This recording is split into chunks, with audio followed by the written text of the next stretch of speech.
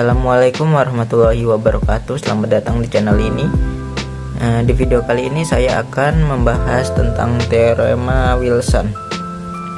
Nah, teorema Fermat dikemukakan oleh Pierre de Fermat, bangsa Prancis pada tahun 1640 yang merupakan teorema fundamental dalam mengembangkan teori bilangan. Pada saat itu, teorema yang terkenal pula adalah teorema Wilson yang pertama kali dipublikasikan Edward Waring pada tahun 1770 tanpa mencantumkan buktinya.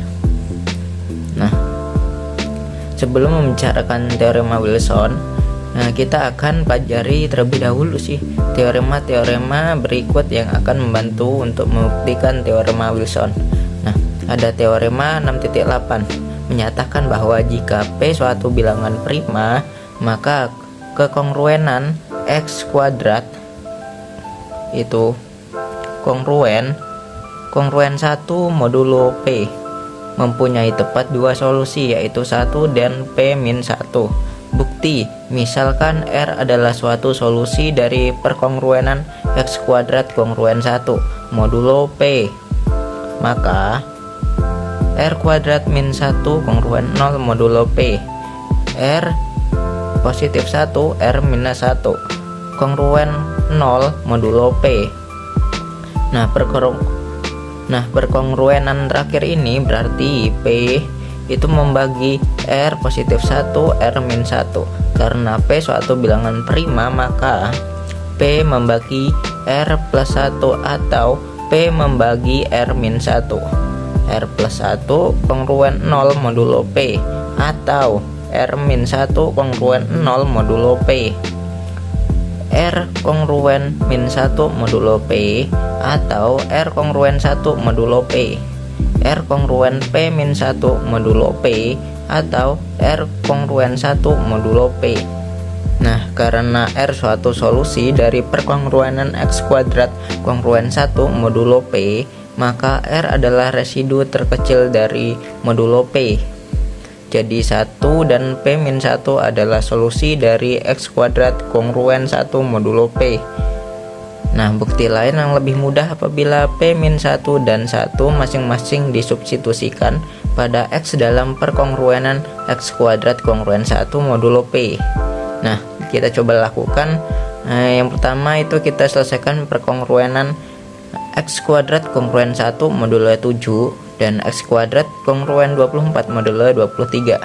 Nah, perhatikan himpunan residu-residu terkecil modulo 7 selain 0, yaitu T sama dengan 1, 2, 3, 4, 5, 6. Kita akan mudah memperoleh solusi-solusi dari perkongruenan linear berikut ini, yaitu solusi dari X kongruen 1 modulo 7 adalah 1. Solusi dari 2x kongruen 1 modulo 7 adalah 4.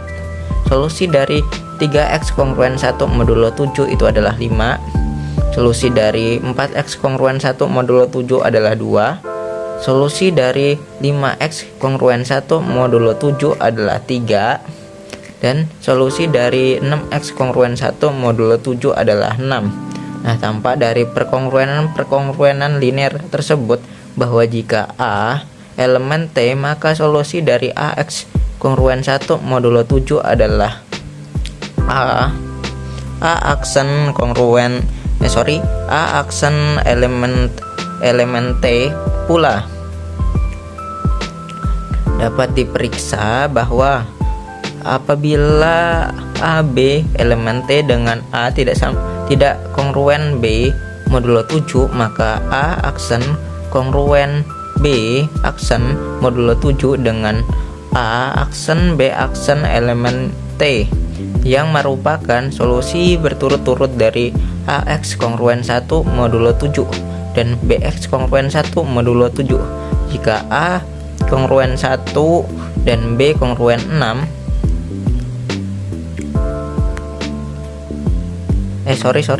jika A sama dengan 1 dan B sama dengan 6, maka solusi-solusinya berturut-turut adalah A aksen sama dengan 1 dan B aksen kongruen 6. Hal ini merupakan penerapan dari teorema berikut. Nah, Hal ini merupakan dari penerapan dari teorema 6.6.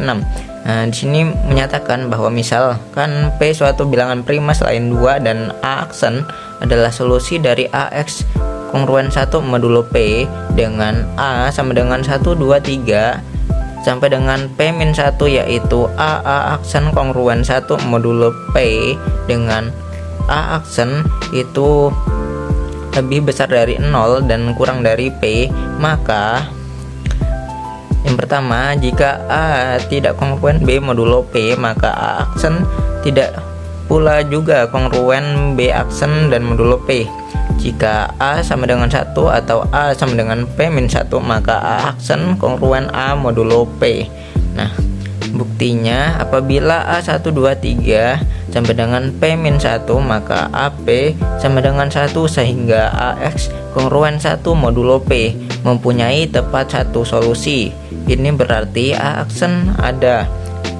Sedemikian hingga AA aksen kongruen 1 modulo P.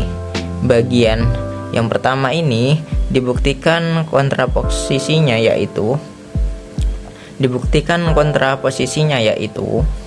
nah, jika A aksen kongruen B modulo P, maka A kongruen B modulo P. Misalkan A aksen kongruen B aksen modulo P, maka A aksen kongruen AB aksen kongruen 1 modulo P. Ingat bahwa A aksen adalah B aksen adalah solusi dari AX kongruen 1 modulo P.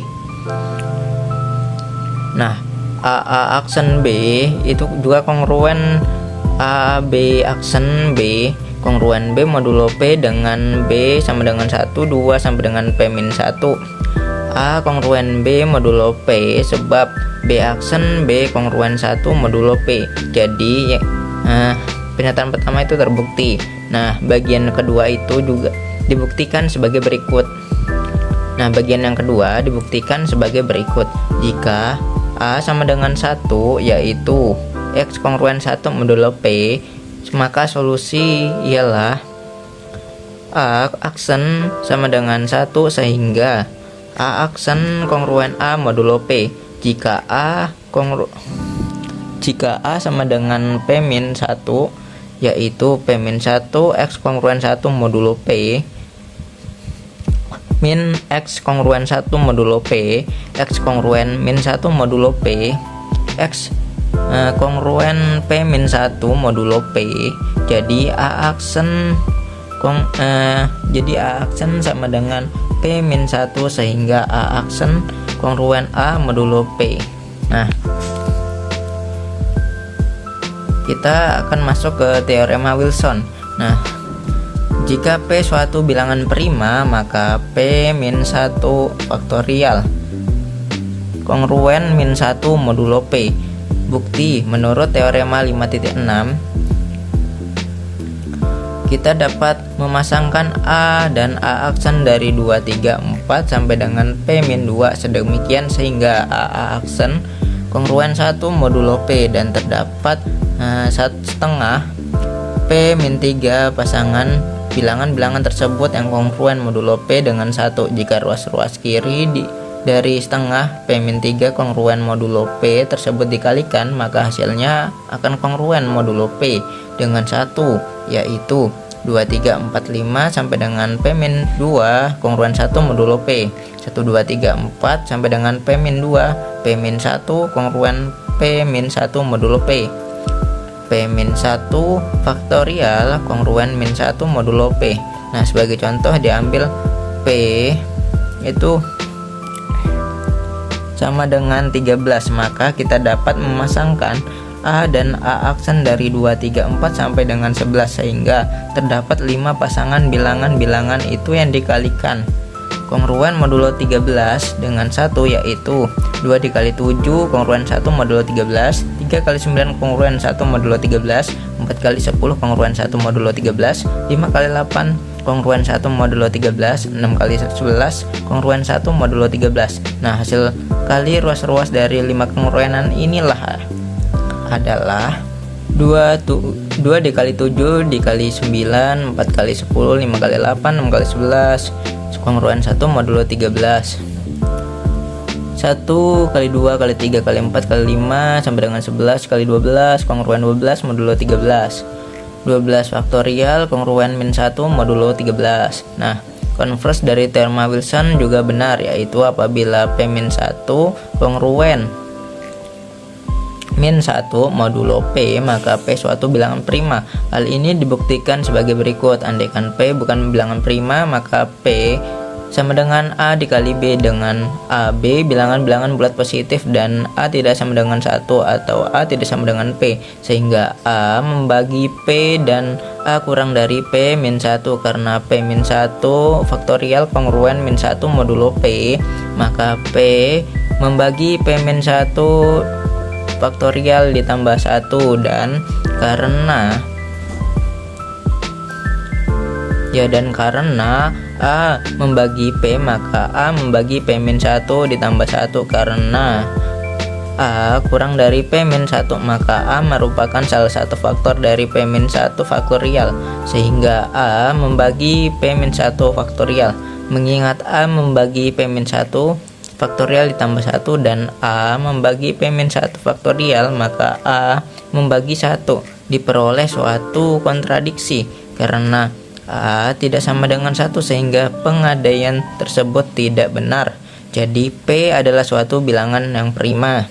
Nah, jika teorema Wilson dan konferensinya dituliskan bersama-sama, kita memperoleh syarat perlu dan cukup agar P suatu bilangan prima adalah P min 1 faktorial kongruen min 1 modulo P, atau dapat ditulis P suatu bilangan prima bila dan hanya bila P min 1 faktorial kongruen min 1 modulo P. Oke, sekian pada video kali ini. Terima kasih yang telah menonton. Sampai jumpa di video selanjutnya.